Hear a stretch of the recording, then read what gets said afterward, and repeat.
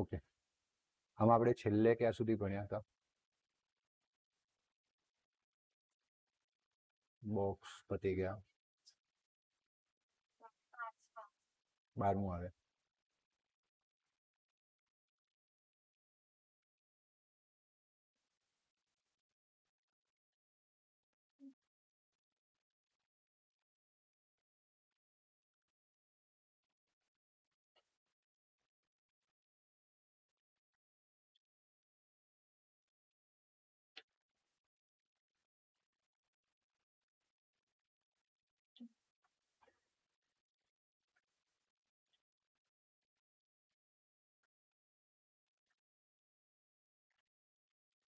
ચલો, આ 10મો પ્રશ્ન આપણે પૂર્ણ કર્યો.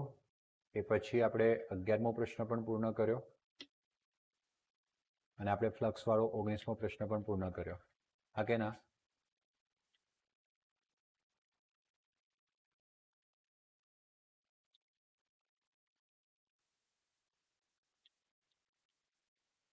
ઓકે, હવે જુઓ 12મો પ્રશ્ન. કોપરના અલગ કરેલા બે ગોળાઓ A અને B ના વચ્ચે જે કેન્દ્રો છે એ કેન્દ્રો વચ્ચેનું અંતર કેટલા સેન્ટીમીટર છે? 50.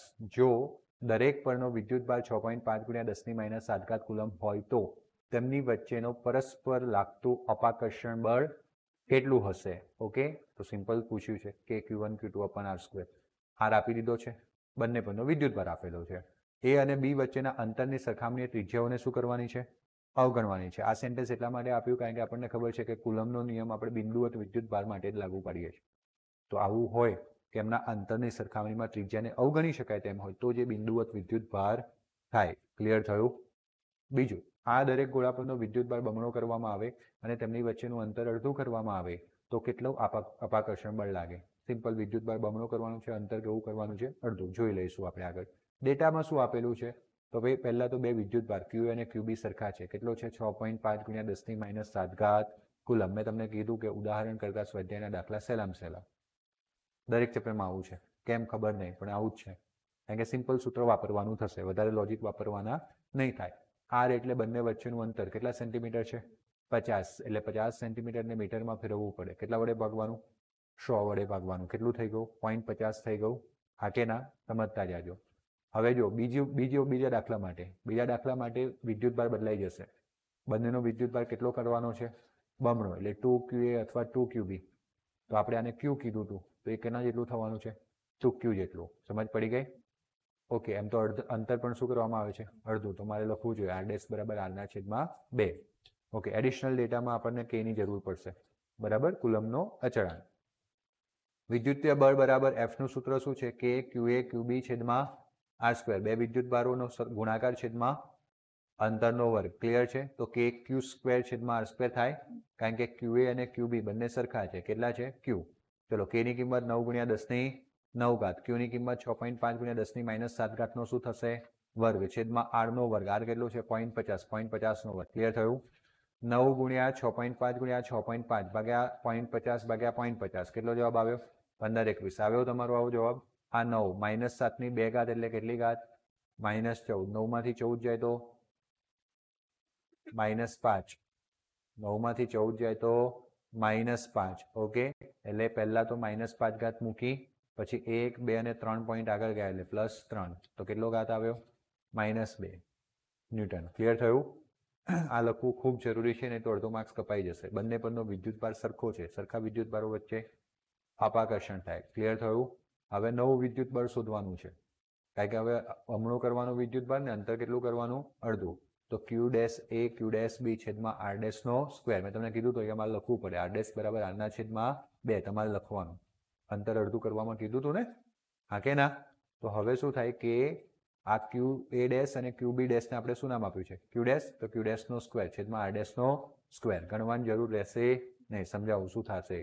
K નો K. આ Q' ની જગ્યાએ આપણે શું લખ્યું? 2Q. તો 2Q નો વર્ગ આવી ગયો. હા કે ના? અને r' ની જગ્યાએ શું લખવાનું કીધું? તો અહીંયા r/2 અડધું કરવાનું. r/2 નો વર્ગ આવી ગયો. હા કે ના? હવે જુઓ, આ 2 નો વર્ગ કેટલો થાય? 4. અને આ નીચે પણ 2 નો વર્ગ કેટલો થાય? 4. 4 ક્યાં જાય? ઉપર. છેદનો છેદ ક્યાં જાય? અંશમાં. એટલે કે Q² છેદમાં r² એવું ને એવું, પણ પેલો 2 નો વર્ગ 2 વાર આવી ગયું. બરાબર? 4 × 4 16 એટલે આ KQ સ્ક્વેર છેદમાં R સ્ક્વેર ફરી ગણવાની જરૂર ઓલરેડી તમે ગણેલું જે કેટલું છે f તો એને f મૂકી દીધું અને આ 2 વર્ગનો ગુણાકાર 16 એટલે f ડેશ જે નવું બળ હતું એ f નો જવાબ કેટલો હતો 1.521 આ રહ્યો ગુણ્યા 10⁻2 છે ને એને કેટલા વડે ગુણવાનું 16 વડે આ બંનેનો ગુણાકાર 24.336 આવી ગયું બરાબર છે 10⁻ કેટલી ઘાત છે 2 ઘાત હવે 1 પોઈન્ટ આગળ જાઓ એના કરતાં 2 જ જવાનું હતું ને તો બંને 2 આગળ જતા રહી તો 0.2434 ન્યૂટન પાછો વિદ્યુત બળ તો સરખો જ હતો ને એટલે કેવું બળ લાગે અપાકર્ષણ ક્લિયર મારા જેવા સાથી લોકો અહીંયા અડધું ને અહીંયા બમણું કરી દે નવો દાખલો ઘરે જ ગણી નાખવાનો એક્સ્ટ્રામાં સમજ પડી ગઈ અહીંયા શું કરી દે અને અહીંયા શું કરી દે એટલે આ Q/2 થઈ જાય અને પેલું 2R થઈ જાય આ Q/2 થાય એટલે ચોકડો ક્યાં આવી જાય નીચે અને પેલું 2R થાય એટલે પણ ચોકડો ક્યારે નીચે તો 4 ચોક 16 એટલે અહીંયા 16 વડે ગુણાયું હતું એની જગ્યાએ ત્યાં શું થઈ જાય ભાગ્યા થઈ જાય વાત ક્લિયર થઈ ગઈ હા કે ના અને કઈ બી પૂછાય હા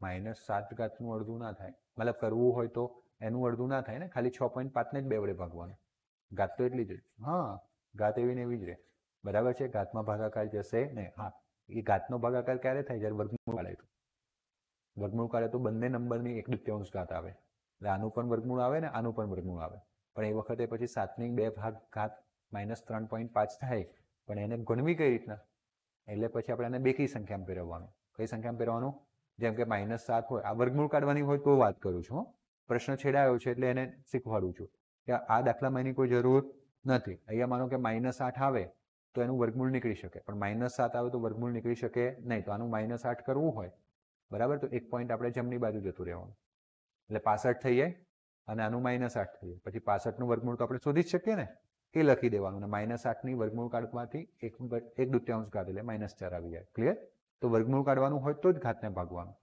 બાકી તો ભાગાકાર કોઈ એક જોડે થાય એટલે 10ની ઘાતને ભાગવાની જરૂર નથી ક્લિયર થઈ ગયું એ એવું ને એવું રહે નવો દાખલો 15મો હે પહેલા 11 પછી 19મો ભણ્યા હતા પછી 12મો ભણ્યા હતા પછી 15મો થોડાક આડાઅવળા છે નાના નાના દાખલાને પહેલા લેવામાં આવેલા છે બરાબર એટલે બધા દાખલા કવર થઈ જશે એક સમાન વિદ્યુત ક્ષેત્ર E સદિશ છે એ બરાબર 3 × 10⁻³ I કેરેટ ન્યૂટન પર શું છે કુલમ એનો વિચાર કરો બરાબર ઇન શોર્ટ એક સમાન વિદ્યુત ક્ષેત્ર આટલું આપેલું છે I કેરેટ એટલે દિશા કઈ દિશા I કેરેટ કઈ દિશા x દિશામાં આટલું વિદ્યુત ક્ષેત્ર છે તો x દિશાને સમતલ કયું લંબ હોય YZ આ સમતલ જેનું સમતલ હોય તેવા 10 સેન્ટીમીટરની બાજુવાળા ચોરસમાંથી આ ક્ષેત્રનું ફ્લક્સ કેટલું હશે હવે ફ્લક્સ શોધવાનું છે પણ એ માટે શું આપેલું છે E શું આપેલું છે E બીજું જો વિદ્યુત ક્ષેત્રે ચોરસના સમતલને દોરેલા લંબ x અક્ષ સાથે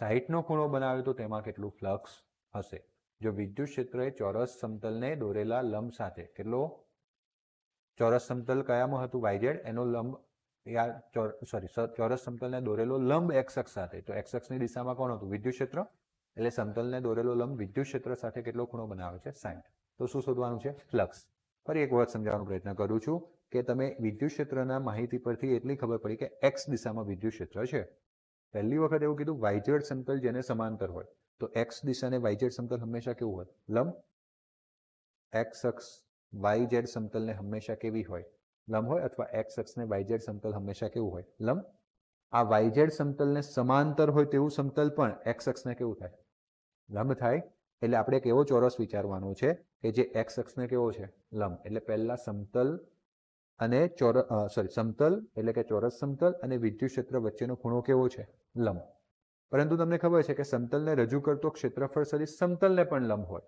સમજો ક્યાંથી ક્યાં વાત જાય છે પાછું એક વખત રિપીટ કરીશ ન થાય તો સમતલને રજૂ કરતો ક્ષેત્રફળ સદિશ સમતલને પણ લંબ હોય તો સમતલને રજૂ કરતો ક્ષેત્રફળ સદિશ અને વિદ્યુત ક્ષેત્ર એકબીજાને શું થયા સમાંતર થયા કારણ કે આપણે આ ફ્લક્સ ફાઈનું સૂત્ર વાપરવાનું છે જે તમને યાદ આવે છે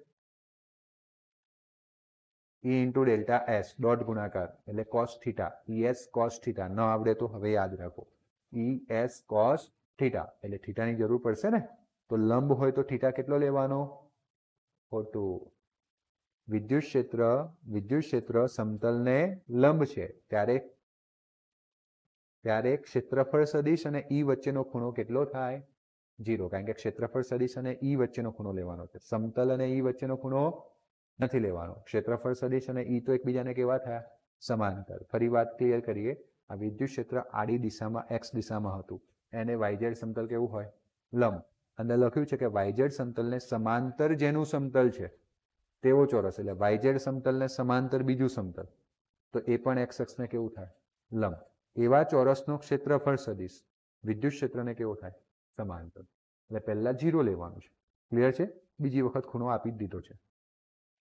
કેટલો? 60. અને આ જે સમતલ હતું એ બીજી વખત આવી રીતના ત્રાસું થઈ ગયું. આવું હતું તો ક્ષેત્રફળ સદિશ આમ હતો, આમ ત્રાસું થઈ ગયું. હવે કેટલો ખૂણો બને છે વિદ્યુત ક્ષેત્ર સાથે? x અક્ષ સાથે આ લંબ કેટલો ખૂણો બનાવે છે? 60, જે તમને આપેલું છે. તે વખતે θ 60 લેવાનો છે. બે દાખલા શોધવાના છે. સાદામાં સાદું સૂત્ર છે ફ્લક્સ ફાઈ બરાબર E સદિશ ડોટ S સદિશ, એટલે ES cos θ. પહેલા કિસ્સામાં 0 લેવાનું છે. ભલે લંબ કીધું છે, લંબ કીધું છે, પણ 0 શાના માટે લેવાનું છે? ક્લિયર થયું? લંબ ક્ષેત્ર લંબ છે, પણ આપણે તો ક્ષેત્ર સાથે ક્ષેત્રફળ સદિશ લેવાનો છે, એટલે કેવું થઈ જાય? 0. તો પહેલા 0 લેવાનું છે. બીજી વખત કેટલો લેવાનો છે? 60. ડેટા શું આપેલો છે? E બરાબર 3 × 10⁻³ I કેરેટ ન્યૂટન પર કુલમ. L બરાબર કેટલા સેન્ટીમીટર? ક્ષેત્રફળ શોધવું પડશે ને, તો ચોરસની બાજુની લંબાઈ કેટલી છે? 10 સેન્ટીમીટર, એટલે 0.10 મીટર થાય. અને θ પહેલી વખતે 0 લેવાનું છે, બીજી વખતે કેટલો લેવાનો છે? 60. તો જુઓ, સમજીએ. પહેલો દાખલો, અહીં આપેલી સપાટી yz દિશામાં છે અથવા yz સમતલને સમાંતર છે, એટલે આપેલી સપાટીનો ક્ષેત્રફળ સદિશ એ સમતલને કેવો થાય? લંબ થાય. ઓકે. અથવા સપાટીનો ક્ષેત્રફળ સદિશ હંમેશા સમતલને લંબ હોય. તેથી તે કોની દિશામાં થાય? કારણ કે સમતલ yz દિશામાં છે, સપાટી yz દિશામાં છે, તો એનો લંબ એ સદિશ એ x અક્ષની દિશામાં થાય, yz ને લંબ. અને આપેલી સપાટીમાંથી પસાર થતું વિદ્યુતીય ફ્લક્સ પણ જો આપણે શોધવું હોય તો E સદિશ ડોટ S સદિશ લઈ શકો. S એટલે પણ ક્ષેત્રફળ, અને એ પણ લઈ શકો, E સદિશ ડોટ A સદિશ. તો આને આપણે છે ને આપણે ખૂણાથી જઈ શકીએ. એક મેં તમને ખૂણાથી બતાવ્યું હતું. ખૂણાથી ના જવું હોય તો સદિશ ગુણાકારથી પણ જઈ શકાય. જેમ કે જો આ E ની કિંમત મૂકીએ 3 × 10⁻³ I કેરેટ મૂકી, x અક્ષ દિશા માટે I દીઠ લખ્યું, તો અહીંયા આપણે A ની કિંમત મૂકીએ L², અને એની પણ દિશા કઈ દિશામાં છે એવું લખ્યું હતું આપણે? x. એટલે આપણે અહીંયા શું મૂક્યું? I ડોટ I1 થઈ જશે. તમે cos 0 મૂકતા, માનો કે એવું લખતા E A cos θ, પછી E ની કિંમત મૂકતા, A ની કિંમત મૂકતા, E ની કિંમત આ રહી, A ની કિંમત L રહી, અને cos 0 મૂકતા, તો cos 0 પણ કેટલો થતો? 2 રસ્તા છે, ગમે તે રસ્તે જઈ શકાય. ક્લિયર છે? હવે જો આ 3 × 10⁻², આ L એટલે આ રહ્યો 0.10² બરાબર, અને પેલા I ડોટ I ને જોડે કરી દીધા. આ cos θ ની જગ્યાએ આવ્યું છે, એવું યાદ રાખો. બરાબર છે? તો આ બંનેનો ગુણાકાર કેટલો થયો? 0.03 થયો. આ 10⁻³ થઈ, અને I ડોટ I ને શું કહેવાય? 1 કહેવાય. આ 10⁻³ વડે ગુણી દો એટલે 2 પોઈન્ટ તો છે જ, પાછળ એક બિંદુ આવી જશે. 30 ન્યૂટન મીટર સ્ક્વેર પર કુલમ. ફ્લક્સ ફાઈનો એકમ શીખવાડ્યો હતો, E × A. ન્યૂટન પર કુલમ એનો એકમ, ઈનો એકમ છે, અને એનો એકમ મીટર સ્ક્વેર, તો ન્યૂટન મીટર સ્ક્વેર પર કુલમ. ક્લિયર થયું? બીજામાં તો આપણે કમ્પલસરી ખૂણા પર જ જવું પડશે, અને કમ્પલસરી કે અહીંયા ક્ષેત્રફળ સદિશ એ વિદ્યુત ક્ષેત્ર સાથે કેટલાનો ખૂણો બનાવે છે? તેથી આપેલી સપાટીમાંથી પસાર થતું વિદ્યુત ફ્લક્સ ફાઈ બરાબર E સદિશ ડોટ A સદિશ. જો હું ખૂણા પર જઈશ, EA cos θ, આપણે અહીંયા એ પણ લઈ શકતા હતા, EA cos 0, તો I ના લખતા. વાત ક્લિયર થઈ ને? ચલો, E ની કિંમત તો 3 × 10⁻², A ની કિંમત 0.10² cos 60 બરાબર. આની કિંમત તો ઓલરેડી આપણે અહીંયા કરેલું જ છે. જો એ જ સ્ટેપ આવશે, ડાયરેક્ટ 30 પણ લઈ શકાય. ખાલી cos 6 ની કિંમત કેટલી થઈ જશે? 1/2, એટલે 30 × 1/2. કેટલો જવાબ આવ્યો? 15 ન્યૂટન મીટર સ્ક્વેર પર કુલમ. આવડી ગયું? દાખલો પૂર્ણ થયો. પ્રશ્ન નંબર 13. પ્રશ્ન 13 શું છે કે માનો કે 12મો દાખલો, એટલે તમને 12મા દાખલાની સંખ્યા લખીને આપશે. ઓકે, 12મા દાખલાની શું લખીને આપશે? સંખ્યા. અને એમાંના, ઓકે કલર બદલાઈ ગયો છે પણ ધ્યાન આપજો, કોપરના અલગ કરેલા બે ગોળાઓ A અને B વચ્ચેનું કેન્દ્રનું અંતર 50 સેન્ટીમીટર. ઓકે, જો તમને સ્વાધ્યાયમાં મેં લખી પણ દીધી છે. આનો કલર એટલા માટે બદલાઈ ગયો કારણ કે મેં ઓલરેડી લખેલી છે કે તમને આવું સ્વાધ્યાયનું ચોપડીમાં એવું લખ્યું છે 12મા દાખલાનું, અને 12મા દાખલામાંથી આપણે આ લેવાનું છે. કોપરના બે ગોળાઓ A અને B વચ્ચેનું અંતર કેટલું હતું? 50 સેન્ટીમીટર. એમના પરનો વિદ્યુતભાર કેટલો હતો? 6.5 × 10⁻7 કુલમ. આપણે એ ડેટા ધ્યાનમાં લેવાનો છે, અને આપી દેશે આવો દાખલો પૂછવો હશે તો. બંને ગોળાઓ એક સમાન માપના છે. બંને એક સમાન માપના છે, અને ત્રીજો તેમના જેવો જ પણ કેવો ગોળો? વિદ્યુતભાર વિહીન. પેલામાં એવું પૂછ્યું હતું કે અંતર વિદ્યુતભાર બમણો કરવામાં આવે, અંતર અડધું કરવામાં આવે તો નવું બળ કેટલું થાય? હવે પહેલા તો આપણે બળ શોધી નાખવાનું છે. અને હવે એવું પૂછ્યું છે કે ત્રીજો એમના જેવો જ ગોળો પ્રથમ ગોળા સાથે સંપર્કમાં લાવવામાં આવે, એ સાથે સંપર્કમાં લાવવામાં આવે, ત્યારબાદ ગોળા સાથે બીજા ગોળા સાથે સંપર્કમાં લાવવામાં આવે, એ સાથે સંપર્કમાં લાવવામાં આવે, દૂર કરવાનો, બી સાથે સંપર્કમાં લાવવામાં આવે, ત્રીજો ગોળો સી, દૂર કરવાનો, પછી એ અને બી ગોળાઓ વધ્યા, એ અને બી ગોળાઓને હવે એકબીજા સાથે કેટલા જ અંતરે, કેટલા સેન્ટીમીટર અંતર હતું 50, એટલા જ અંતરે મૂકવામાં આવે છે. તો નવું અપાકર્ષણ બળ કેટલું હશે? કારણ કે તમે જ્યારે સી ગોળાને એ સાથે ટચ કરાવશો તો સી પર વિદ્યુતભાર છે નહીં, એ પર વિદ્યુતભાર છે એટલે વિદ્યુતભારની વહેંચણી થશે. પાછું સી પર થોડોક વિદ્યુતભાર આવશે, એને બી સાથે ટચ કરાવશો એટલે પાછી વિદ્યુતભારની વહેંચણી થશે, એટલે એ અને બી પરનો વિદ્યુતભાર હવે બદલાઈ જશે. સમજ પડી ગઈ? એ જ શોધવાનું રહ્યું કે એ અને બી પર નવો વિદ્યુતભાર કયો આવશે.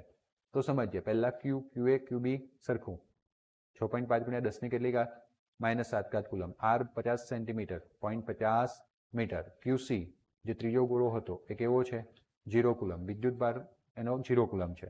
આપણને ડેટામાં કે ની જરૂર પડશે, 9 ગુણ્યા 10 ની 9 ઘાત, કારણ કે પહેલું બળ તો ગણવું પડશે ને, જે આપણે ગયો 12મો દાખલો હતો ને એનું જ સ્ટેપ કોપી કરીશું. જો શરૂઆતમાં ગોળાઓ એ અને ગોળાઓ બી પરનો વિદ્યુતભાર ક્યુએ શું છે?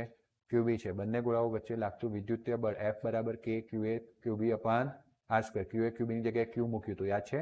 તો કે ક્યુ સ્ક્વેર અપાન આર સ્ક્વેર. કેની કિંમત 9 ગુણ્યા 10 ની 9 ઘાત મૂકી હતી કે નહીં? અને ક્યુની કિંમત 6.5 ગુણ્યા 10 ની કેટલી ઘાત? -7 ઘાતનો વર્ગ, અને નીચે 50.50 નો વર્ગ. ક્લિયર ને? 9 ગુણ્યા 6.5 ગુણ્યા 6.5 ભાગ્યા 0.50 ભાગ્યા 0.50 તો 15 21. લાસ્ટ દાખલો છે, એનું એ જ કેલ્ક્યુલેશન. 10 ની 9 તો હતી જ, -7 નો વર્ગ, -14, 9 ઓછા 14, કોઈક 3 4 બોલ્યું હતું, પણ આવે છે શું? -5. ક્લિયર?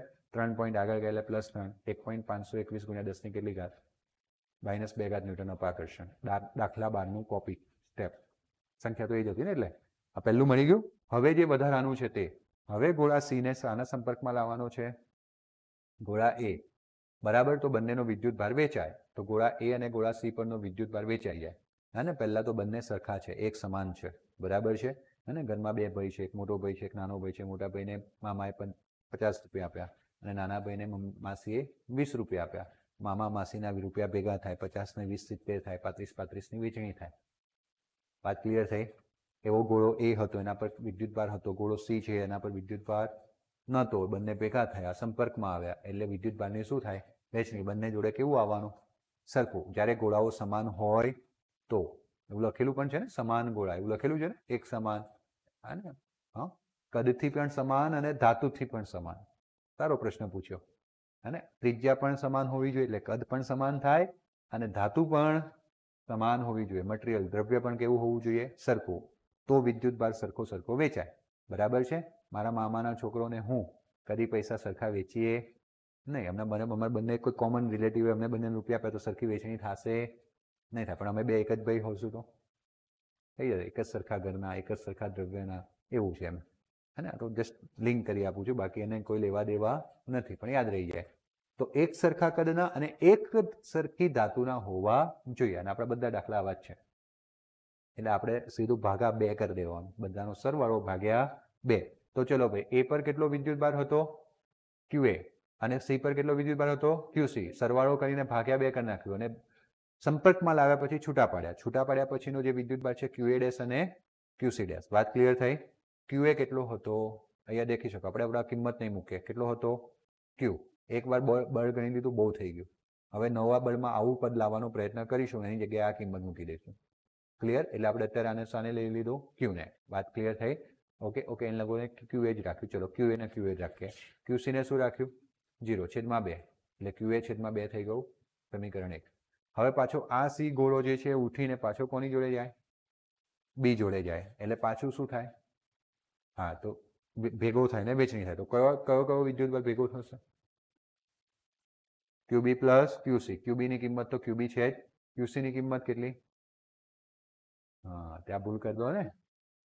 હા, એની પર ઓલરેડી વિદ્યુતભાર આવી ગયો હતો, એટલે હા, EU લેવું પડશે. એટલા માટે મેં છે ને આગળ કંઈ દોડાયું નહીં, પૂછી લીધું. જરાક તમને આંચકો વાગે ને તો ખબર પડે કે અહીંયા ધ્યાન રાખવાનું છે. ઓકે, સરસ. એટલે આંચકો વાગી ગયો, એટલે હવે આગળ વધીએ. વિદ્યુતભાર ગોળો સી છે, એને સાથે કયો કોન્ટેક્ટમાં આવ્યો? સી ને બી સાથે સંપર્કમાં લાવવામાં, ત્યારે ગોળા બી અને સી પરનો વિદ્યુતભાર પાછો વેચાય. ક્યુએ ડેશ અને ક્યુસી ડેશની જગ્યાએ હવે ડબલ ડેશ, કારણ કે બદલાઈ ગયો ને પાછો.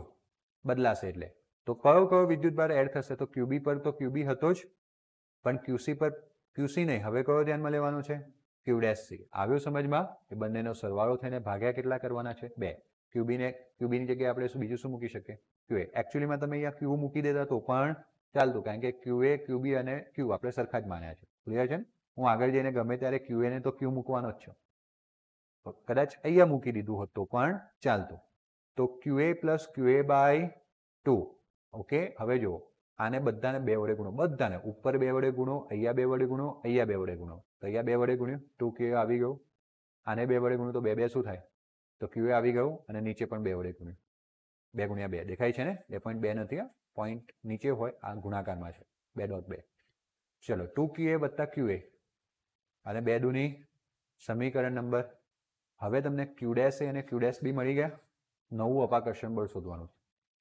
અંતર વિશે કોઈ વાત નથી કરી એટલે અંતર એનું એ જ રાખવાનું વાત સમજ પડી ગઈ ગોળા એ અને ગોળા બી વચ્ચે લાગતું નવું વિદ્યુત બળ એફ ડેશ બરાબર ક્યુ ક્યુએ ડેશ ક્યુબી ડેશ છેદમાં આર સ્ક્વેર કે નો કે ક્યુએ ડેશ કેટલો હતો અને ક્યુબી ડેશ કેટલો હતો આવી ગયું કિંમત મૂકી દીધી હા કે ના તો એફ ડેશ બરાબર આ 3 2 દુની સોરી 2 ચોક 8 તો 3 ભાગ્યા 8 તો આવી જ જશે પછી કે ક્યુએ અપન આર સ્ક્વેર ઓકે આ ક્યુએ ને બીજી રીતના કહેવાય તો ક્યુબી કહી શકાય ને અને આ કે ક્યુબી અપન આર સ્ક્વેર એટલે બીજું કંઈ નહીં શું છે એફ છે તો 3/2 સોરી 3/8 એફ આવી ગયું એ એફ ની કિંમત જે પહેલા શોધી લાવ્યા હતા એ મૂકો 1.521 ગુણ્યા 10 ની -2 ઘાત 3 વડે ગુણ્યા 8 વડે ભાગો તો 0.5704 આવ્યું ગુણ્યા 10 ની -2 ઘાત એટલે આગળ જો હું એક પોઈન્ટ લઈ જાઉં તો 10 ની કેટલી ઘાત -3 ઘાત ન્યૂટન કયું બળ લાગશે વિદ્યુત ભાર તો સરખોનો સરખો જ હશે ધન ધન ધન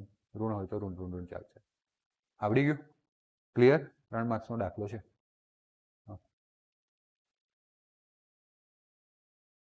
લખી દેવાનું લખવામાં શું જાય ના લખવામાં ભૂલ દેખાય બરાબર છે અને આપણે હવે જોર નાખીશું આપણા મગજમાં તો આપણને એ પણ યાદ રહેવાનું છે કે અપાકર્ષણ આકર્ષણ લખવાનું છે એટલે યાદ રહી જશે ભૂલી જવાય હું તમને એક સેન્ટેન્સ કહીને તમારા મગજ પર જોર આપી દઉં છું હું એવું લખવું જ પડશે એટલે તમે એના માટે સચેત થઈ ગયા છો આપણે લખી દઈશું તો પ્લસમાં જ રહેશું ના લખીએ તો કદાચ 90 માર્ક્સવાળા ઉપર જઈએ આપણે અને કાપી લેખું તો એના કરતાં આપણે લખીને જ આવીશું ક્લિયર થયું ઓકે આકૃતિમાં સમાન વિદ્યુત ક્ષેત્રમાં 3 વિદ્યુત ભારોના ગતિપથ બતાવેલા છે આ વિદ્યુત ક્ષેત્ર છે પ્લસ અને માઇનસની વચ્ચે આવી રીતના ઉપરથી નીચે તરફ વિદ્યુત ક્ષેત્ર હોય ક્લિયર અને આમાં જ્યારે હું વિદ્યુત ભાર છોડું છું તો 3 વિદ્યુત ભાર આવી રીતના ગતિ કરે છે 3 વિદ્યુત ભારોના ચિહ્ન આપવાના છે ઓહો બતાવવાનું છે કે આ વિદ્યુત ભાર કયો હશે આ ધન હશે કે ઋણ હશે ધન હશે કે ઋણ એવું બતાવવાનું છે તો ભાઈ આકૃતિ દેખીને પહેલા વિદ્યુત ભાર વિશે શું કહી શકો કયા પ્રકારનો હશે કેમ વેરી ગુડ ધન તરફ ગયો તો કેવો હશે ઋણ આવો પ્રશ્ન પૂછાય તો મફતમાં માર્ક્સ લેવાના સિમ્પલ છે ને જો ધન તરફ ગયો તો કેવો હોય 2 નહીં એ પણ ઉપર તો વળ્યો જ છે ને તટસ્થ તો સીધો સીધો જતો હતો થોડો તો વળ્યો દેખાય છે ને હા કે ના તો એ પણ કેવો હશે ઋણ અને ત્રીજો ક્લિયર થઈ ગયું ઓકે આ અડધો માર્ક્સ આપે કયા કણ માટે વિદ્યુત ભાર અને દળનો ગુણોત્તર મહત્તમ હશે કયા વિદ્યુત ભાર માટે દળ અને સોરી કયા કણ માટે વિદ્યુત ભાર અને દળનો ગુણોત્તર મહત્તમ હશે તો જે સૌથી વધારે ફંટાય છે ને પોતાની દિશાથી એનું દળ ઓછું હશે એટલે વિદ્યુત ભાર છેદમાં દળ ઓછું હોય તો એ ગુણોત્તર મોટો થઈ જાય દળ ઓછું હોય તો ફંટાઈ જાય સમજ પડી ગઈ ને પેલી જમ્પિંગ દોરીથી રમો ક્રિકેટ મારો જેવો શોર્ટ મારે ફરી મળે નહીં ખબર છે તમે રમતા ને હું તો રમતો હતો જમ્પિંગ હા ને અને માનો કે ટેનિસનો બોલ હોય એનું દળ વધારે હોય તો શોર્ટ મારવાથી આગળ પાછળ જ પડે એટલે એનું દળ વધારે છે એટલે વધારે ફંટાશે ક્લિયર થયું તો કોણ વધારે ફંટાય છે આમાં 1 2 3 માં ત્રીજું ક્લિયર ને બસ હવે તમે જવાબ આપી દીધા એટલે લખીને વાંચવાનું રહ્યું વિદ્યુત ક્ષેત્ર કઈ તરફ છે નીચે તરફ તો ઉપર તરફ કઈ વિદ્યુત ભારિત પ્લેટ ધન નીચે તરફ કઈ વિદ્યુત ભારિત પ્લેટ એટલે ધનથી ઋણ તરફ છે ક્લિયર આપેલી માહિતી મુજબ પહેલો બીજો અને ત્રીજો Q1 Q2 બંને ઉપરની તરફ એટલે કે ધન પ્લેટ તરફ ગતિ કરે છે માટે તેઓ કેવા છે ઋણ વિદ્યુત ભારિત છે Q3 વિદ્યુત ભાર ઋણ વિદ્યુત ભારિત પ્લેટ તરફ ગતિ કરે છે માટે તે કેવો છે ધન વિદ્યુત ભારિત છે તમે મને આવા જવાબ આપ્યા હતા ઓકે 3 વિદ્યુત ભારો જ્યારે સમાન અને અમિત વિદ્યુત ક્ષેત્રમાં લંબ રીતે સરખા વેગથી સમક્ષિતિજ રીતે દાખલ થાય છે ત્યારે થતું શિરોલંબ સ્થાનાંતર એટલે આને કહેવાય સમાંતર દિશા અને ઉપર તરફ યા નીચે તરફ વાંકા વળી જવું એને શિરોલંબ સ્થળાંતર કહેવાય. ઓકે, એ ડી બરાબર આમાં સૂત્ર સાથે બતાવેલું છે એટલે આમ ખાસ બતાવવું પડશે કે ડી બરાબર v0t વત્તા કયું સૂત્ર 1/2 at². આમાં શિરોલંબ માટે વાય આપણે અહીંયા ખાલી આમ છૂટા મૂકી દીધા છે એટલે શરૂઆતનો વેગ 0 અને આ જે છે પ્રવેગ બરાબર બળ ભાગ્યા દળ F બરાબર ma થાય ને, તો મને પ્રવેગ જોઈતો તો દળ વડે શું કરવું પડે? ભાગવું પડે. આટલા સુધી ક્લિયર? એટલે 1/2 આ કયું બળ છે? વિદ્યુત બળ F નું સૂત્ર શું થાય? કાલે પણ પૂછ્યા હતા, લડે ઉભી હતો. તો Fe બરાબર QE છેદમાં m t² થયું. તો જેના માટે આ વાય સ્થાનાંતર વધારે આવડે તો તમે કેવું આમ પેલો જમ્પિંગ ને ટેનિસથી સમજી ગયા હતા, પણ એવું થોડી આપણે લખીને હોય ઓહો સર હું જમ્પિંગ બોલથી રમતો હતો એ જલ્દી ભાગ્યો કારણ કે એનું દળ ઓછો હતું એટલે એનું સ્થાનાંતર આમ વધારે થાય, એવું થોડી લખીને હોય. એને તો આપણે શું બતાવવું પડે? ભૌતિક વિજ્ઞાન ફિઝિક્સ બતાવવું પડે. તો ફિઝિક્સમાં આપણે આ સૂત્ર ભણ્યા હતા. આમાં આપણે v0 લીધો, પછી બળનું સૂત્ર મૂક્યું, બળ પરથી પ્રવેગ મળ્યો, બળનું સૂત્ર મૂક્યું QE. તો અહીંયા દેખાય છે જો વિદ્યુત ભાર છેદમાં દળ, જેના માટે વાય વધારે એનો મતલબ કે વિદ્યુત ભાર છેદમાં દળનો ગુણોત્તર વધારે. સમજ પડી ગઈ? અને આમાં બતાવે છે આપણને વાય કોનું સ્થાનાંતર તમે જેમ ધાર્યું હતું તેમ 3નું સ્થાનાંતર વધારે છે, તો એના માટે દળનો ગુણોત્તર છેદમાં વિદ્યુત ભારનો ગુણોત્તર કેવું રહેશે? વધારે. તો આમ સ્થાનાંતર જે છે કોના પ્રપોર્શનાલિટીમાં આવ્યું? Q/m. Q3 વિદ્યુત ભારનો વિશિષ્ટ વિદ્યુત ભાર કોને કહેવાય? જે દળ અને વિદ્યુત ભારનો ગુણોત્તર હોય એને કયો વિદ્યુત ભાર કહેવાય? એ સૌથી વધારે છે. વધારે ધા આવશે, વધારે છે કારણ કે તે સૌથી મહત્તમ શિરોલંબ સ્થાનાંતર પામે છે. ક્યાંથી લખ્યું? ક્લિયર થયું? હા કે ના? હે ને, મારા જેવા હોશિયાર લોકો 1 2 3 નીચેથી 1 2 3 એટલે તમારો જે 1 અને 2 ઋણ હતો એની જગ્યાએ 2 અને 3 થાય. સમજ પડી? અમુક લોકો વિચારે ના, ઓહો ચોપડીનો રાખો પેલો છાપી મારો, અરે પણ સંખ્યા તો વાંચ, અને સંખ્યા તો એની એ જ હશે. આકૃતિ તો દેખ. બની શકે, આરામથી બની શકે. અને પેલો ચોકડો માર દે, વાંચવા બી બેસે નહીં. તો આવા સહેલા પ્રશ્નોમાં પણ માર્ક્સ જાય. દરેક પ્રશ્નમાં શું ટ્વિસ્ટ થઈ શકે છે, અને એ બી માઇનોર, એ હું તમને ગાઈડ કરી રહ્યો છું. સમજ પડી ગઈ? અને જેને તમારે ધ્યાન રાખવાનું છે. ક્લિયર થયું ને? ઓકે. આ બધું લખેલું હશે તો છેલ્લા દિવસ લખેલું વંચાય એવું એક કહેવત છે. બોલું છું એ તમારા મગજમાં સ્ટોર થાય તો ઠીક છે, કદાચ ભૂલી પણ જશો છેલ્લા દિવસમાં કે સરે આ દાખલામાં કંઈક ટ્વિસ્ટ કીધો તો શું કીધો હતો, પછી એ વખતે લેક્ચર જોવા બેસાય નહીં. ક્યાંથી શોધશો? ચલો એકવાર એપ્લિકેશનમાંથી જઈને શોધો ને એ બધો ટાઈમ જશે. એના કરતાં જ્યારે પહેલી વાર મહેનત કરો છો ત્યારે જ લખી દેવાનું બાજુમાં કે સર આવું બોલ્યા હતા, લખી દો. તમારી નોટ તમારે જ વાંચવાની છે. ક્લિયર થયું? ચલો, એટલે વારે ઘડીએ જ્યારે નોટ વાંચશો ત્યારે તમને યાદ આવી જશે.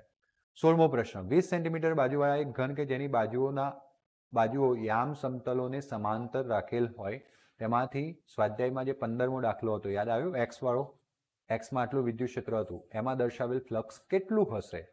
બરાબર. તો ઈ તમને આપેલું છે 3 × 10⁻³ ન્યૂટન પર કુલમ્બ. હવે પેલું 10 હતું એની જગ્યાએ અહીંયા કેવું થઈ ગયું? 20 થઈ ગયું. ત્યારે ખબર 15મા દાખલામાં 10 હતું, તો 15મો દાખલો અહીંયા તમને એવું લખીને આપેલું છે, એમાંથી આપણે આની જ જરૂર છે એટલે મેં લખી પણ દીધું. 0.20 મીટર થયું. તો જવાબ શું થાય? તો જો આવી રીતના બોક્સ આપેલું છે, જો આ યુગમ બિંદુ થયું, એની બાજુઓ દેખો યામ સમતલોને લંબ છે. કોઈક બાજુ 6 બાજુ છે તો કોઈક 2 બાજુ XY ને લંબ હશે, કોઈક 2 બાજુ YZ ને, બાકીની 2 બાજુ ZX ને લંબ હશે. વાત ક્લિયર થઈ? હા કે ના? ઉગમ બિંદુ આવી ગયું, XYZ એક્સિસ આવી ગઈ, ઉપરની ABCD આવી ગયું, નીચે EFGH આવી ગયું. ક્લિયર છે ને? Thanks to PPT. નહીં તો બોર્ડ પર આવું દોરાતું નહીં. મતલબ દોરી શકાય, આ તમારા નોટમાં દોરવાનું છે પણ ડિફિકલ્ટ. તો મેં જોયું તમને દોરવા માટે બી વ્યવસ્થિત બતાવ્યું. તમારે પહેલાં શું દોરવાનું? બરાબર છે? પછી લીટીઓ દોરી દેવાની અને પછી યુગમ બિંદુ. ઘણા લોકો શું કરે ખબર? પહેલા 3 લીટી દોરે પછી ગોથા ખાય, કારણ કે આ 3 લીટી સાથે મેચ જ ના થાય. ના જ થાય. પહેલા 3 લીટી દોરો ને પછી ઘન દોરવા જાવ તો ઘન અને લીટી મેચ જ ના થાય. તમે જોજો, ટ્રાય કરવો હોય. એટલે આ બી ટેકનિક શીખવાની. નાની વસ્તુ બી તમારું ઘણું બધું શીખવાડી જાય છે. હા, એટલે પહેલા બોક્સ બનાવવાનું પછી ઉગમ બિંદુનું આપણે આમ પદ્ધતિ બનાવી દેવાની, ઉગમ બિંદુ લઈને. ક્લિયર થયું? ઓકે. ચલો, નામ આપી દીધા ઘનની ABC. હવે આપણે શું કરવાનું છે? આમાંથી પસાર થતું કુલ ફ્લક્સ શોધવાનું છે. પેલામાં ખાલી એક જ સપાટી હતી, ક્યારનો હું આમ નહોતો સમજાવતો. એક જ સપાટી હતી. કેટલી સપાટી હતી? હવે કેટલી આવી 6 ઘન કેટલી સપાટી આવે 6 4 દિવાલ ઉપર નીચે 6 એટલે હવે એક એક સપાટીને પકડવી પડશે તો પહેલી સપાટી કઈ છે એ બી ઈ એફ સપાટી માટે જો ક્ષેત્રફળ સદિશ દોર્યો સપાટી ઘનની બહાર તરફ હોય કઈ તરફ હોય બહાર તો આ બહાર તરફ મેં દોર્યો આ કે ના જે એક્સ અક્ષની કઈ દિશામાં છે વિરુદ્ધ દિશામાં છે તો વિદ્યુતીય ફ્લક્સ φ1 બરાબર ઈ સદિશ ડોટ એ ડેશ સદિશ આને એ ડેશ આપેલું છે બરાબર છે તો ફાઈ ઈ બરાબર કેટલું છે 3 × 10⁻³ આઈ કેરેટ તમે આને એ ડેશ ની જગ્યાએ એ પણ કહી શકો કોઈ વાંધો નથી મેં એને એ ડેશ કીધું છે તમે એ લઈ શકો બરાબર છે હું નેક્સ્ટ ટાઈમ જ્યારે ભણાવીશ સુધારી દઈશ હા હા હા ઓકે હા કારણ કે આપણે કાલે છે ને સ્વાધ્યાયની પીડીએફ ઓપન કરી હતી એક જ આકૃતિ હતી બાકી બધામાં આકૃતિ જાતે દોરવાની ઓકે તો આપણે જાતે દોરવાની છે તો આમાં આમ ગયું વિરુદ્ધ દિશામાં હે ને એ કન્ફ્યુઝન થતું રહેશે અને મને બી હવે એક્ઝેક્ટલી થોડું શોર્ટ ટોક મિનિટ યાદ ન પણ હોય એટલે બુક ઓપન રાખવાનું ઓકે ચલો હવે જુઓ બેટા આ આઈ કેરેટ થઈ ગયું એ એટલે લંબાઈનો વર્ગ પણ હવે આ કઈ દિશામાં છે એટલે કયો કેરેટ આવે ક્લિયર થયું 3 × 10⁻³ એલ ની જગ્યાએ 0.2 20 મીટર છે અહીંયા બરાબર અને આ માઇનસ તો રહેવાનું આઈ ડોટ આઈ કેટલું થઈ જશે 1 થશે આઈ ડોટ આઈ કેટલું થશે 1 પણ આ માઇનસ તો રહેવાનું આ બંનેનો ગુણાકાર 0.12 આવ્યો × 10⁻³ એટલે 3 વડે ગુણી નાખો 120 થઈ જાય -120 ન્યૂટન મીટર સ્ક્વેર પર કુલમ આપણે કુલ ફ્લક્સ શોધવાનું છે પણ બધા ફ્લક્સને શોધતું જવું પડશે પછી સરવાળો કરીશું વાત ક્લિયર થઈ ઓકે કઈ સપાટી DCGH આ DCGH છે કે નહીં એના માટે વિદ્યુત ક્ષેત્રફળ સદિશ વિદ્યુત ક્ષેત્ર x અક્ષને કેવો સમાંતર તમે અહીંયા cos 180 પણ વાપરી શકતા હતા cos 180 પણ શું આવતો i ડોટ i વાળું કરો યા cos વાળું કરો વાત સેમ જ છે વિદ્યુતીય ફ્લક્સ અહીંયા પણ e ડોટ એ આને એ ડેશ એટલા માટે કીધું હતું આ એક સપાટી માટે આ બીજી એમ તો જોવા જઈએ તો બંને સરખા જ છે એ લખો તો પણ ચાલે ઓકે હા આને સદિશ અલગ થઈ જાય છે એટલા માટે આપણે આને એ ડેશ માઇનસ અને પ્લસનો જ ફરક પડે બાકી કિંમતનો ફરક પડશે નહીં તો 3 × 10⁻³ અને એલ સ્ક્વેર આઈ અને આઈ આવી ગયું આ તો ઓલવેઝ આઈમાં જ હતું આ પણ કેટલામાં આવી ગયું આઈમાં એટલે પાછું એનું એજ એલ એટલે 0.2 નો વર્ગ આઈ ડોટ આઈ કેટલો થઈ જાય 1 આની કિંમત તો તમને ખબર જ છે 0.12 પછી એને 10⁻³ વડે ગુણીશું 120 ન્યૂટન મીટર સ્ક્વેર પર કુલમ વાત ક્લિયર થઈ ગઈ હવે જે બાકીની બધી બચી ને એમાં આમાં એ ઉપર આનો એ નીચે આનો આગળની વાળી સપાટી છે ને એનો એ તમારી તરફ અને પાછળની વાળી પાછળની તરફ એ બધા ઉપર લેખો દેખો વિદ્યુત ક્ષેત્ર આમ હતું ઉપર લંબ આમ તમારી તરફ લંબ મારી તરફ લંબ નીચે ઇન શોર્ટ બાકીની ચારે સપાટી પર વિદ્યુત ક્ષેત્રને કેવું થઈ ગયું લંબ થઈ ગયું તો વિદ્યુત ફ્લક્સ શોધવું હોય તો એ ઈ ડોટ એ કરાય ઈ એ કોસ થીટા લેવાય ઈ એ કોસ 90 લેવાય કોસ 90 કેટલો થઈ જાય 0 થઈ જાય એટલે બધું 0 થઈ જાય ક્લિયર થયું ચાર સપાટી પર 0 ક્લિયર હા કે ના સદિશ હંમેશા બહાર તરફ હોય આવી રીતના સમતલ હોય તો એને લંબ સમતલને લંબ બહાર તરફ વિદ્યુત ક્ષેત્ર આમ હતું તો કેવું થયું વિદ્યુત ક્ષેત્રને બે વિદ્યુત ક્ષેત્ર આડી દિશામાં હતું એક્સ દિશામાં તો બંને એકબીજાને કેવું થયું લંબ ભલે આમ ગણું કે આમ લંબ જ થવાનું છે હા કે ના આ ઉપરની સપાટી એ તો દિશા પરથી આ ઉગમ બિંદુ છે ઉગમ બિંદુથી આ બાજુ ધન ઉગમ બિંદુથી આ બાજુ ઋણ ક્લિયર થયું ને હવે આ જે સપાટી હતી ઉપરવાળી સપાટી એ નીચે થાય તો આવું થઈ જાય તો પણ લંબ આમ તમારી બાજુ આવે તો પણ લંબ અને આમ મારી બાજુ આવે તો પણ લંબ ક્લિયર થયું એટલે બાકીની ચારે બાજુ માટે કેવું થઈ ગયું લંબ ફ્લક્સ 0 કુલ ફ્લક્સ શોધવું હોય તો ત્રણેય ફ્લક્સનો શું થશે સરવાળો થશે ત્રણેય ફ્લક્સનો સરવાળો કરીએ φ1 + φ2 + φ3 ઓકે તો ચલો φ1 φ2 અને φ3 φ1 -120 પેલું +120 પેલું 0 ટોટલ બાદ ખતમ ક્લિયર કુલ ફ્લક્સ કેટલું થઈ ગયું 0 થઈ ગયું હા માઇનસ આવશે -1 કહેવાય પરંતુ આપણે તો લંબ સાથે મતલબ હતો લંબ થઈ ગયા પછી માઇનસ કે પ્લસ શું ફરક પડશે કારણ કે cos 90 કેટલો થઈ જશે 0 એટલે સાથે આપણે એને કવર કરી લીધું આવડી ગયું ઓકે 17મો પ્રશ્ન એક બ્લેક બોક્સની સપાટીની આગળ વિદ્યુત ક્ષેત્ર કાળજીપૂર્વક માપણી દર્શાવે છે કે બોક્સની સપાટીમાંથી બહાર તરફનું કુલ ફ્લક્સ કેટલું છે 8 × 10⁻³ ન્યૂટન મીટર સ્ક્વેર પર કુલમ બોક્સની અંદરનો કુલ વિદ્યુતભાર કેટલો હશે ગાઉસનો નિયમ વાપરીશું ફ્લક્સ પરથી વિદ્યુતભાર પૂછે કયો નિયમ ગાઉસનો નિયમ જો બોક્સની સપાટીમાંથી બહાર તરફનું કુલ ફ્લક્સ શૂન્ય હોય તો તમે એવું નિષ્કર્ષ તારવી શક્યા હોત કે બોક્સમાં કોઈ વિદ્યુતભાર નથી. ગાઉસનો નિયમ શું છે? ફ્લક્સ ફાઈ બરાબર ક્યુના છેદમાં એપ્સિલોન 0. તો ફ્લક્સ 0 એનો મતલબ Q0. તો શું આપણે આવું નિષ્કર્ષણ તારવી શકીએ કે બોક્સમાંથી ફ્લક્સ બહાર આવતું શૂન્ય હતું, એટલે એનો મતલબ કે અંદર કોઈ વિદ્યુતભાર છે નહીં? તો આવું તારવી શકીએ? હા કે ના? ખોટું. અંદર વિદ્યુતભાર છે પણ ચોખ્ખો વિદ્યુતભાર શૂન્ય છે. જેટલો ધન છે એટલો ઋણ, એટલે ખોટું. સમજ પડી? પ્રશ્ન પૂછવાનો અર્થ શું હતો? ઠોકર મારવાનો. ઠોકર મારવાથી શું થાય? યાદ રહે. ક્લિયર થયું? એટલે હવે હા નહીં કહેવાનું. શું કહેવાનું? હિપ્નોટાઇઝ મને આવડે. હું તમને પહેલા શું પૂછું? ફ્લક્સ ફાઈ બરાબર, હું પાછો એટલો હોશિયાર ને, તમને સૂત્ર એ કહી દઉં. ફ્લક્સ ફાઈ બરાબર ક્યુના છેદમાં એપ્સિલોન 0. પાછું એમ કહું ફ્લક્સ 0 એટલે કોણ 0? ક્યુ. એટલે તમે મારા રસ્તે આવો. હા ને, તમે તમારો રસ્તો છોડ દો.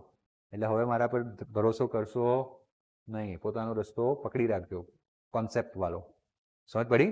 પણ મારા રસ્તે આવશો ને ઠોકર વાગશે, પાછું તમારા રસ્તે મૂકી જઈશ. ગુરુજી છું ને, પાછા ઉતારી દઈશ તમારા રસ્તે. ટેન્શન લેશો નહીં, પણ શીખવાનું છે અહીંયાથી. તો ક્લિયર થયું? હવે કોઈ પૂછે તો ફટલાઈને ના બોલે. ખોટું બતાવું છું? ખબર છે અમને, અમે એકવાર અહીંયા ઠોકર ખાઈ ગયેલા છીએ, એટલે અમને યાદ છે કે કુલ વિદ્યુતભાર હોઈ શકે. ના નહીં હોય, પણ કેટલો? કુલ વિદ્યુતભાર શૂન્ય, એટલે કે જેટલો ધન હશે એટલો ઋણ હશે. ચલો, પ્રશ્નોના જવાબ ક્લિયર થઈ ગયા. ઓકે, અહીંયા લખ્યું પણ છે, જો આવું હોય તો કેમ, અથવા ન હોય તો પણ કેમ. આમ ડાયરેક્ટ પૂછે ન હોય તો કેમ, એમ તો તમને ખબર પડી હા નથી, એ લખી નાખો નથી, એમ અડધો માર્ક્સ થઈ આવો. એટલે એમણે બંને પૂછ્યું, એવી હોશિયાર છે. હોય તો કેમ અને ન હોય તો કેમ, એટલે તમારે નક્કી કરવાનું રહ્યું. ચલો, ફ્લક્સ આપી દીધેલો છે બેટા. બીજા કિસ્સામાં, બી કિસ્સામાં ફ્લક્સ કેટલું છે? 0 છે. એડિશનલ ડેટામાં તમને એપ્સિલોન 0 ની કિંમત જોઈશે, કારણ કે ગાઉસનો નિયમ વાપરવાનો છે. 5 છેદમાં એપ્સિલોન 0. હા, ઘાત અહીંયા ખોટું લખાયું છે, 10⁻12 આવે. બરાબર છે? ચલો, એ ગૌસનો નિયમ, ગાઉસનો નિયમ. એકચ્યુઅલી જૂની બુકમાં ગાઉસ હતું, એટલે મને ગાઉસ યાદ રહી જાય છે. બાકી આપણી બુકમાં અત્યારે એનસીઆરટીમાં ગૌસ લખીને આપ્યું છે. Okay, GAUS. સ્પેલિંગ તો એનું એ જ છે, પણ બે અનુવાદ કરવાવાળા વ્યક્તિઓએ અલગ નામ બનાવી દીધા. ઓકે, તો ગૌસનો નિયમનો અનુસાર ફાઈ બરાબર ક્યુના છેદમાં એપ્સિલોન 0. તો કુલ વિદ્યુતભાર ક્યુ જોઈએ તો 5 × એપ્સિલોન 0. ફાઈ કેટલો છે? 8.1, 8 × 10⁻3, અને પેલું 8.85 × 10⁻12, 8 × 8.85, 70.816 આવ્યું. 3 - 12 થાય તો કેટલી વધે? -9. બાકી કેલ્સીમાં કરશો, મને યાદ છે. ઓકે, 3 - 12 કેટલું થાય? -9. ડાબી બાજુ જવું હોય ને તો સંખ્યા રેખાથી ઉલટું. ઘાતમાં બી ભૂલી જાવ તો સંખ્યા રેખાથી ઉલટું. ડાબી બાજુ સંખ્યાઓ ઋણ હોય તો ઘાત ધન કરવાની, અને જમણી બાજુ સંખ્યાઓ ધન હોય તો ઘાત શું કરવાની? ઋણ કરવાની. 9 - 9 + 1 કેટલું વધશે ભાઈ? -8. ક્લિયર થયું? આ પહેલો દાખલો પૂર્ણ થયો. બીજો દાખલો, ગૌસના નિયમ અનુસાર ફ્લક્સ φ' બરાબર q' છેદમાં એપ્સિલોન 0. એટલે મારા રસ્તે જઈએ છીએ. કુલ વિદ્યુતભાર q' બરાબર φ' × એપ્સિલોન 0. φ' 0 એટલે એપ્સિલોન 0 સાથે ગુણાકારથી જવાબ શું આવશે? 0. પણ હવે સાચો જવાબ લખીશ. આપેલ બોક્સની અંદર કદાચ સરખો પણ કેવો વિદ્યુતભાર આવેલો હોય? વિરુદ્ધ વિદ્યુતભાર આવેલો હોઈ શકે, જેથી કુલ ચોખ્ખો વિદ્યુતભાર કેવો થાય? ચોખ્ખો એટલે બધાનો સરવાળો, ધન અને ઋણનો સંખ્યા સાથેનો સરવાળો. માટે એવું જરૂરી નથી કે બોક્સની અંદર કોઈ પણ વિદ્યુતભાર ના હોય. હોય પણ ખરો, સરખો હોય અને વિરુદ્ધ હોય. તો કેટલા દાખલા છે?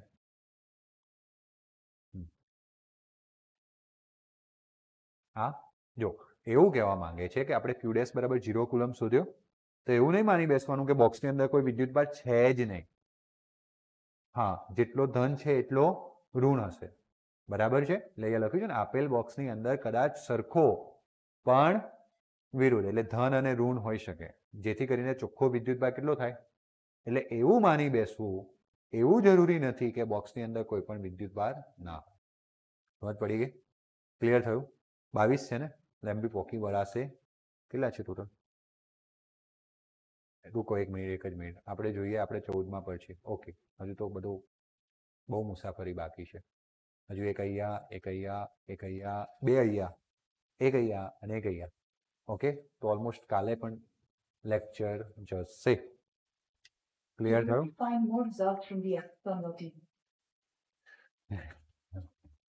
ઓકે, તો કહેવાનો મતલબ એમ છે કે હજુ પણ આપણે કાલે ભણવો પડશે આ લેક્ચરને.